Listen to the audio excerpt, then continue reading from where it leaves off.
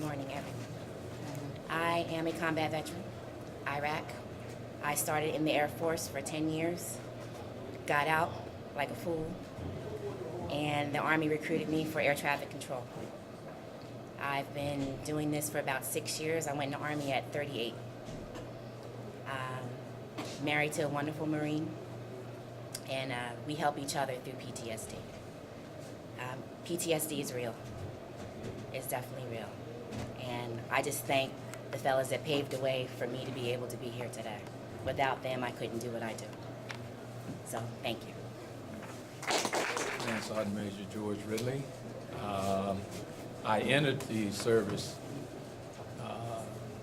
at 19 years old after graduating from high school. I was recruited for airborne service, and after airborne service, I served 2 tours in Germany, 2 tours in Korea, and 1 tour in Hawaii. I arrived in Vietnam December 11th, 1967, and on my first combat operation, I took out a patrol. We were ambushed. We lost 3 men killed, 4 wounded.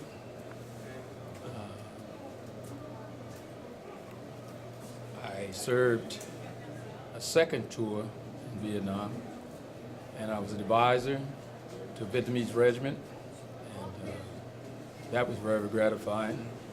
Felt that we accomplished something. We got the Vietnamese to stand on their own 2 feet and fight. I sincerely believe that the American soldier is the best soldier in the world, and I'm glad that we are honoring the American soldier today.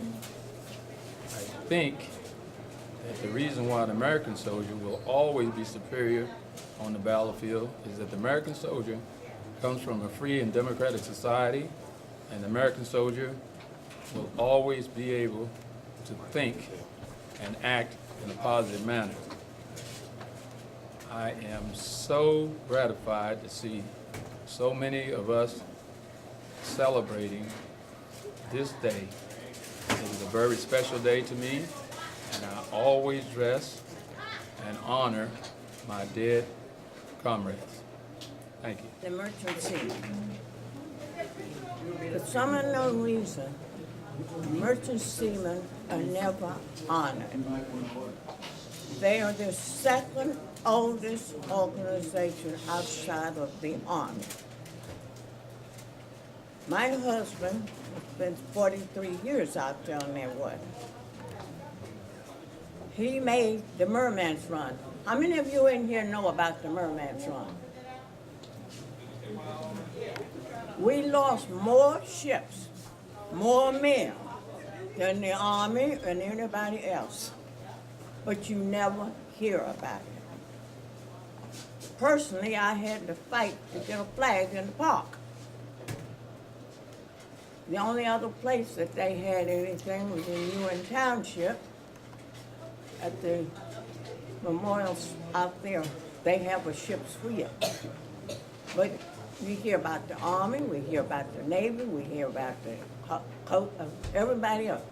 Merchant Marines are still losing their lives out there, and nobody mentions them, period. And I think that they need to be recognized as well as anybody else.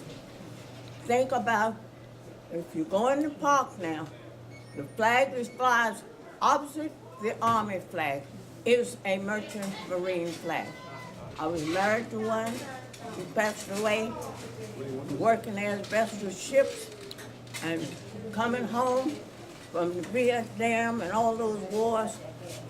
And I couldn't get up in the dark anymore because anything that moved, they grabbed. So I would appreciate when they have all these services that somebody mention the Merchant Marine and the Coast Guard. Thank you. I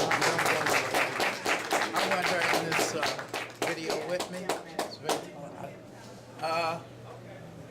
This second presentation I'm making is to all the ladies in this room. some of you are mothers, and a mother have unconditional love.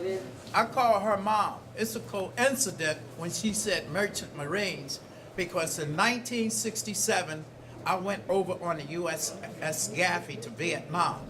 Young, simple, and foolish then. I'm going to tell you a little short story.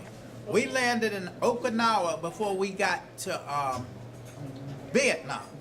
It was 1,700 Marine troops on one ship, 2,400 in the Army. The Marines got liberty at first. There was 4 lady singers, wasn't no women. You see the big round tables you have in here? We was drinking so much beer and everything on the way back to the ship. Before we got to Nam, 3 Marines got killed. The next morning when we went up on deck, young, simple, and foolish. Now there again, when I say a mother have unconditional love, I told you about my war history, and the reason I did that. Some of the other veterans was very simple. When I first got assigned to Vietnam, Comrade George Ridley, I discovered our stories are very similar. First 4 days there, got sent out on a night ambush. I don't care what Paris Island taught me. When I got over Vietnam, I got a nickname for Paris Island, Paradise Island. But when I got there, we got ambushed, and guys got hit. This is a true story. What the Marine taught you, when guys was taking a bullet, do you know the first thing I heard a lot of them screaming out? Mom. Grown men. Tough Marines. Me, I was point man also. Okay? Got hit. Didn't think nothing of it. I'm in the new U.S. Naval Hospital. They awarded me a Bronze Star with the V, Valor. It's 2 kinds of Bronze Star. I got the one with the V. Anybody about the military tell you that's a little bit more special. You know what bothered me the most that I was worried about? They sent a telegram to my mother's house. And this is no lie. I was young, simple, and foolish.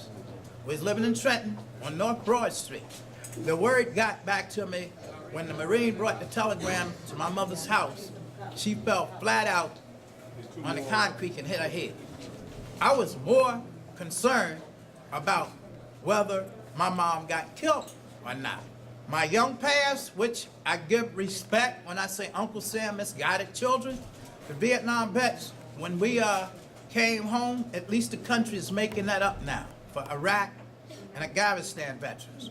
We came back to nothing, demonstrations. I'm going to be very simple. When I got out of the Marine Corps, the first thing I was thinking about was getting a job. Okay? The second thing, like life repeats itself, I got married and started making babies back in our simple days. Even in Vietnam, we did simple things. I remember there's a little Vietnamese girl I would adopt it. She should be about 48 or 49. Because I used to give her my rifle to take a nap when we was down in Chu Lai. Okay? So this is all to you ladies. A mother have unconditional love. And this is the reason I call her mom. And mom, with the Merchant Marines on the USS Gaffey, I cut up. But when I got in Vietnam, I became a man and wishing I was back at Paradise Island. Uncle Sam misguided children. Thank you very much.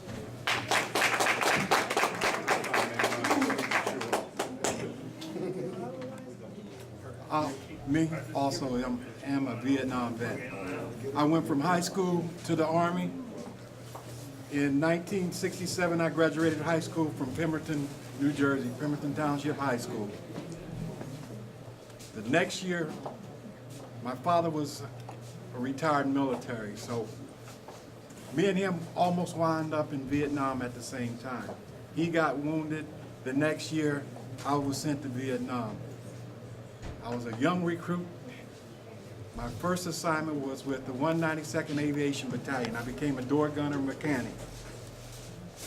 I stayed there and I returned back to the States in 1971.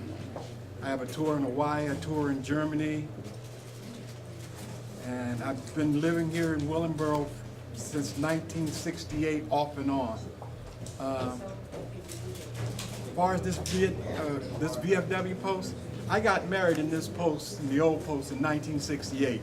That's how me and my wife got married in the big ballroom back then. That's no longer here. So, and my thing is what veterans can do for the community. I'd like to see us create, and this is always advocated for this to be a veteran center for all veterans in Willingboro, right here on the creek. And if whatever we can do to make that come a reality, I'm in support of. I mean, nowadays with the economy the way it is, we have veterans that are homeless and everybody's out here struggling. And we're doing the best that we can to support all our entire community. And I'd like to thank y'all for coming out today for Veterans Day and showing your support. And believe me, this post appreciated. Thank you very much. Shot. Okay? 11 years ago in this building, he gave me my first shot at taking pictures and making a living. To this day, I'm doing it. I just want to give him this picture as a small token of my appreciation. Thank you.